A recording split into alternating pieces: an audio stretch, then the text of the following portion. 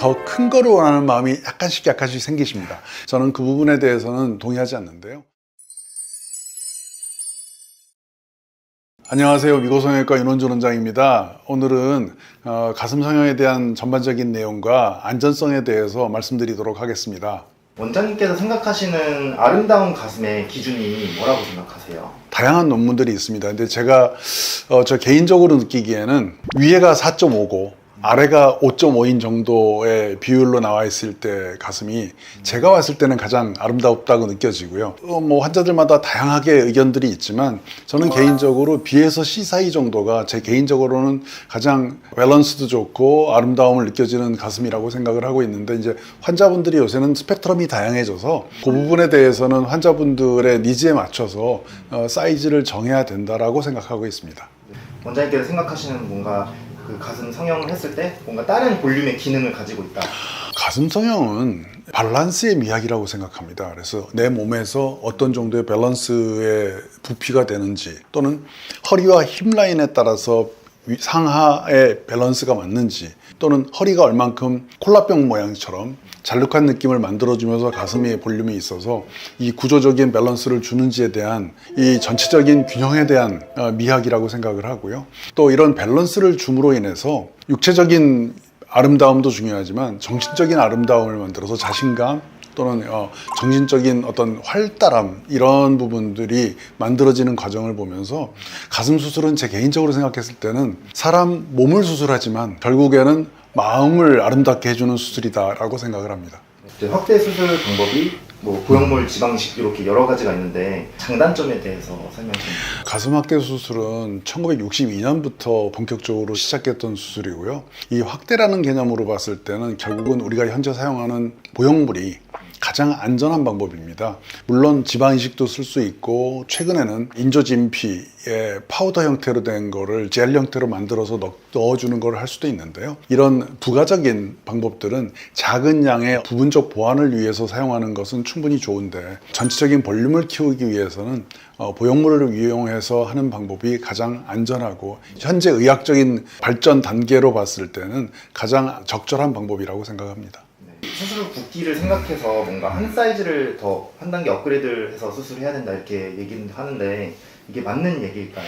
저는 그 부분에 대해서는 동의하지 않는데요. 가슴의 크기를 정한다고 했을 때 내가 가지고 있는 가슴의 크기와 새로 들어오는 보형물의 크기가 합쳐져서 내 가슴의 볼륨을 만드는 것이고, 이거는 단순한 덧셈입니다. 1 더하기 1이 2가 되는 것처럼 내 가슴 크기가 200이고 들어오는 것이 200이면 결과의 가슴은 400이 되는 것이기 때문에 그 사이에 붓기가 있다가 없어지더라도, 즉 부었다가 가라앉더라도 원래 계산했던 크기는 그대로입니다. 그래서 원하는 크기를 충분히 판단해서 그대로 결정하시면 될 것 같은 생각이고요.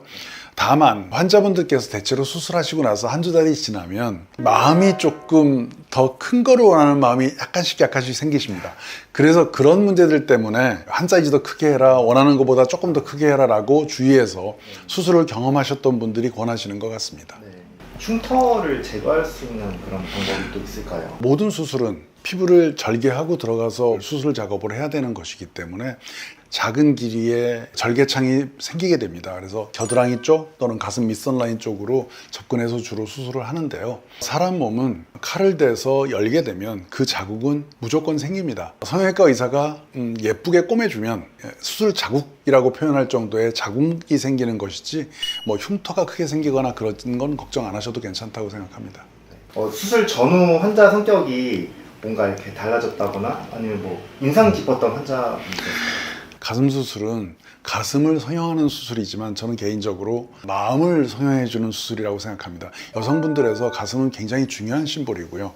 이 가슴이 자신감이 생기면 성격적으로도 밝아지고 활달해지는 모습을 볼 수 있습니다. 그래서 우울감이 있었던 분들도 굉장히 좋아지는 모습들을 볼 수 있는데요. 제가 경험했던 환자분 중에 꽤 오래전 얘기인데 30대 여성분이신데 사업하시는 것도 조금 잘 불편했었고 우울감도 좀 있으시고 이랬던 분이 가슴 수술하고 나서 자신감이 생겨서 그런지 얼굴도 굉장히 화사해지시고 개인 사업도 막 번창하시고 남자친구 생겨서 결혼도 하시고 이런 모습을 보면서 저는 가슴 수술이 굉장히 마음을 고쳐주는 수술이라는 것을 크게 느꼈습니다.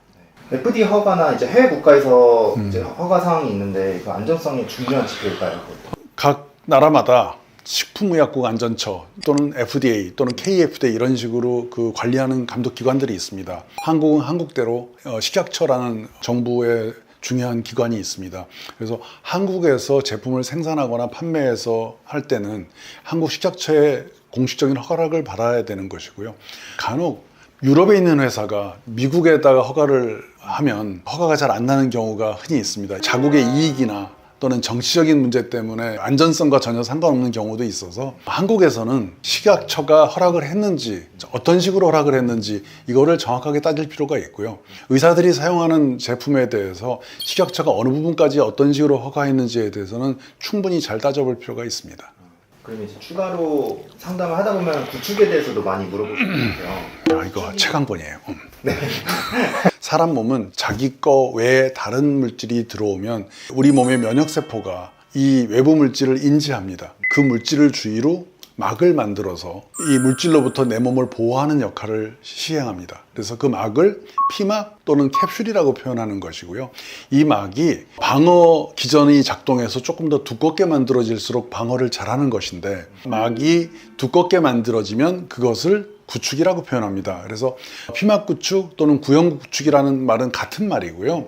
원래는 피막 구축이라고 표현하는 게 맞는데 구축이 와서 이렇게 단단해지면 대부분 동그래지는 모습을 보이니까 이거를 구형 구축이라고 표현을 하기도 합니다. 그래서 학술적인 용어는 피막 구축이 맞는 말이고요. 피막 구축은 발생이 되었다고 해서 내 몸에 해를 주는 건 아니고 방어 기전이 과도하게 작용했을 때 만들어지는 것이기 때문에 촉감은 나쁘고 질감이 나쁘고 모양도 어색할 수 있지만 내 몸에 해를 주는 것은 아닙니다. 보형물이 몸에 들어갔을 때 그게 또 파열이 될 수 있는지, 그리고 파열이 되면은 또 어떤 일이 생기는지 한번. 보형물에 이 껍질이 찢어지는 현상이 있을 수 있습니다. 이 껍질이 찢어지는 현상을 우리가 파열이라고 하는데요. 파열은 말 그대로 보형물이 찢어졌기 때문에 속에 있는 구조물이 그 젤이 밖으로 이렇게 나올 수 있습니다. 그렇지만 최근에 사용되는 보형물들은 코이시브 젤이라고 해서 국물처럼 줄줄 흐르는 그런 젤이 아니고요. 푸딩처럼 탱글탱글하게 엉겨있는 구조를 갖고 있어서 파열이 발생할 수 있지만 파열이 생겼다고 해서 몸에 당장에 해를 주는 것은 아니고요. 제거를 하는 것은 필요합니다. 파열의 확률은 현재 보형물이 많이 발전해서 굉장히 낮습니다. 그래서 파열에 대해서 너무 과도하게 걱정할 필요는 없다고 생각합니다. 네, 지금까지 가슴 수술의 전반적인 내용과 보형물의 안전성에 대해서 알아보았습니다. 감사합니다. 미고성형외과 윤원준 원장이었습니다.